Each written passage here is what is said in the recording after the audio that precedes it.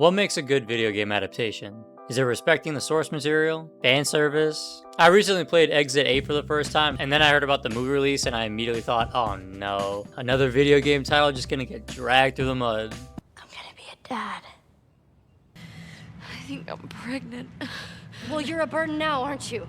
But I was surprised with the movie. For those unfamiliar with Exit 8, I'll give you the rundown real quick. Exit 8 is a first-person psychological horror puzzle game. It's set in an endless loop of these Japanese subway corridors. The main goal, escaping to Exit 8. You have to walk down these ridiculously repetitive tunnels, and you must spot anomalies, whether it be missing objects, incorrect posters, or more obvious things like the tunnel flooding with blood. If you spot an anomaly, you must turn back. If not, then proceed forward. You must do this 8 times to leave. Failing to do so and the number will reset and you have to start over. Simple. And they decided to make a movie off that. The game has no story, no dialogue, just pure gameplay. So let's go through the movie and see what they adapted.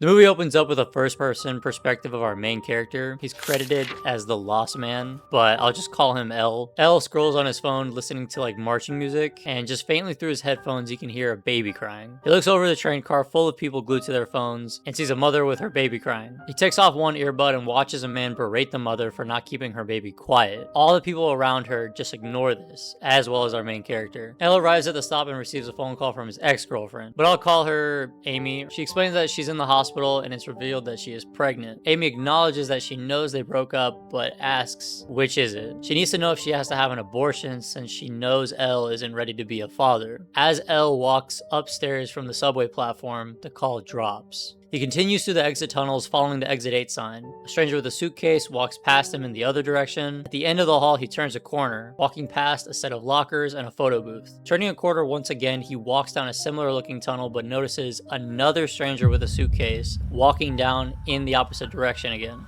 Coincidence, right? Still, he presses on, seeing the same photo booth and lockers. And once more, turning a corner, at the end of the same looking tunnel, he sees the same man holding a suitcase.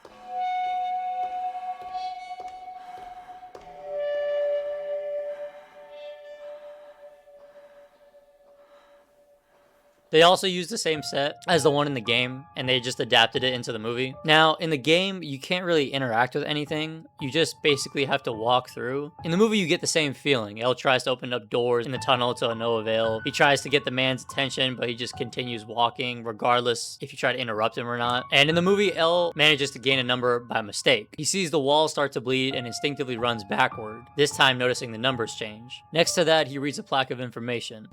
異変を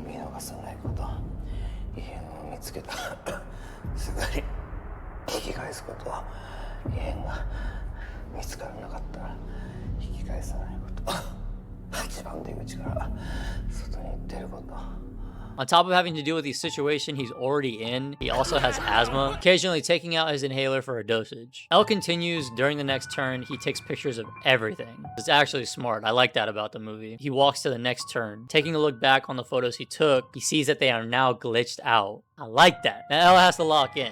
He gets his bearings, manages to gain a few levels. During one, hearing a baby trapped inside one of the lockers. He opens it and the crying gets louder, and then all the lockers start to scream full of babies. So L runs back. In the next turn, he gets a phone call from Amy. Is that an anomaly? L tells her that he's stuck underground still and can't leave, but he is determined to see her soon. It then cuts to Amy's side of the conversation, and we actually see her, asking once again what they should do about their baby. L shares a story of the mother and her baby crying on the subway, the man berating her and no one defending her, admitting that he also stood by and did nothing. That if he's a coward like that, then how can he be a father? He breaks down crying. Walking to the next turn behind him, we see Amy. Oh my god, bro. Oh hell no, man. What the fuck, man? Eventually, during a turn, L finds a kid, also lost. The kid is actually real. He runs up to the walking man and just points. L explains that's not a human anymore. The camera follows the man down the hall and we get the smoothest transition. We now see the walking man's perspective. It might be confusing now, but we'll get there. Strap in. Now, in the walking man story, we see him manage to get to level 4. The kid is revealed to be originally with a man, and during his turns, instead of him walking down the hall, we see a young schoolgirl. We see the man go through his turns, even asking for the kid's opinions on some of them, but he never responds. During turn 5, the schoolgirl actually interacts with the man and also shares that she is trapped, asking if he thinks that they are in purgatory, that if they're guilty about something. She slaps his chest, joking around, and then her whole attitude randomly changes.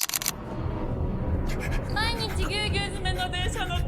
そう言って同じことくれたんです。そっちの方が地獄みたいでかわいそう。なんで俺の声 She turns out to be an anomaly. During turn 6, he actually misses an anomaly. The kid noticed it and was just staring at it, but the man was too self-absorbed to even realize. He crashes out, I mean, who wouldn't? Back at 0, he starts his next turn, but instead of the same tunnel, we see a staircase leading outside. Relieved, the man rushes to it, but the kid pulls back.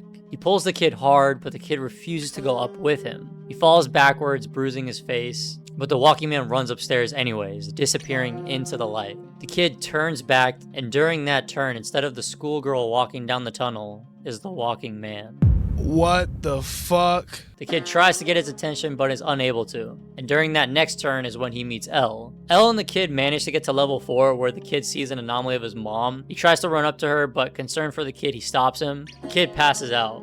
They sat on the floor between turns, and the kid decides to open up to Elle. The kid shares that he ran away from his mom and ended up there. Elle asks about his dad, and 会ったことない。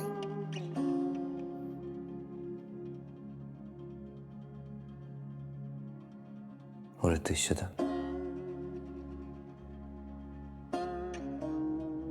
And next turn, Elle sees an open door. Peeks through, and through a vast room of darkness, in the distance, he sees himself on the train the moment he ignored the mother and her baby, and his earlier self staring back at him. The pair get to level 6, and the tunnels proceed to flood. Elle manages to grab the kid before it's too late and lifts him onto the exit 8 sign, sacrificing himself. Now alone, the kid wakes up surrounded by broken furniture and other things. He finishes the next few turns and walks down the hall. The camera stays back, and the kid takes one final look behind him, and he walks out of view, presumably to exit 8. The score settles, and it almost feels like the credits are about to roll. But walking into shot is Elle. Elle didn't die in the flood, and it's confirmed to be him since he carries the same seashell the kid previously gave him. Elle finally makes it through and completes level 7, and he's now faced with exit 8. He leaves the corridor and calls Amy. He tells her that he decided to not go into work and he will see her at the hospital. Heading inside the train car, he scrolls through his phone as the train sets off, faintly hearing a baby cry. He takes off an earbud, and he sees the man berate the woman and her baby crying. After exiting, he is now faced with the same dilemma as the beginning of the movie.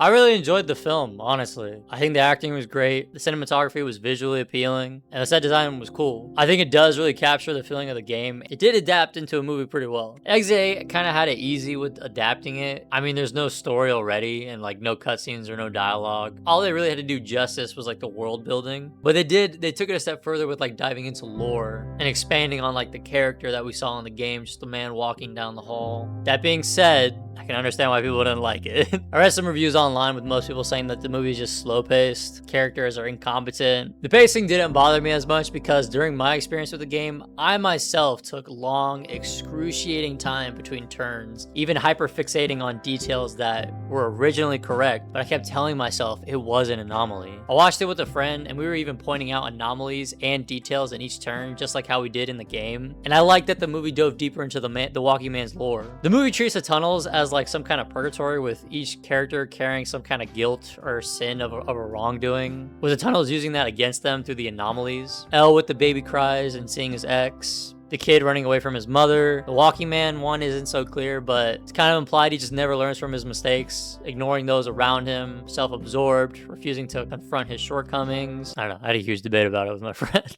One thing that really did bother me was the whole inhaler motif. I hate when horror movies use asthma as like a tension building device. Yes, asthma is a real thing, and people have it, but I feel like horror movies overuse that one way too much. I feel like the movie didn't need it. Also, it's only ever used in like half of the movie. After Elle crashes out and he has to reset, he throws his backpack and his asthma is never brought up again. Aside from having a few slight coughs here and there, and that dude coughs a lot in the movie, the asthma is never brought up again. He never has another asthma attack. People who have asthma, like, you tell me, let me know in the comments, but like, I don't know. Adapted games like Uncharted or The Last of Us, I wouldn't say those adaptations are as good as Exit 8's. Uncharted was just a nightmare. I love the Uncharted series, but the problem with the movie is they crammed like all 3 games into one movie. Like, instead of creating an original story, they literally just took key moments from the video games. The plane scene. When I was watching Uncharted, it felt like I was eating a sundae, right? And the sundae, like, the action should be the ice cream, and the story should be the whipped cream. But I felt like I got more whipped cream than I did get ice cream. I think some episodes in The Last of Us, like first season was good, but I think a majority of it was like, eh. Ellie, it wasn't in the best interest of the community. Is this nigga serious? Also, to add to the lore thing, like The Last of Us, one of my favorite episodes of that whole first season was that Bill and Frank episode. Because not only did it respect the characters and it made an original story, it took a already pre-existing notion of a character and just added deeper into his story. Because in the game, it's very, very heavily implied that Bill is gay. And they just dove deeper into that. They showed like what it was like if Bill and Frank had a long-lasting relationship and had survived the apocalypse together throughout their whole lives. But if you like those liminal space like horror games, like The Backrooms, you'll really enjoy this film. But the biggest thing I saw online was people saying it was slow. But I mean, like The Shining is slow, and I love like that movie's good. So yeah, a lot of good horror movies are slow. But hey, what do I know? But anyways, let me hear your thoughts about this movie. Tell me some things you didn't like or did like. If there's any movies I should check out or dive into, give me some recommendations. I'm running out of movies. And thank you for watching.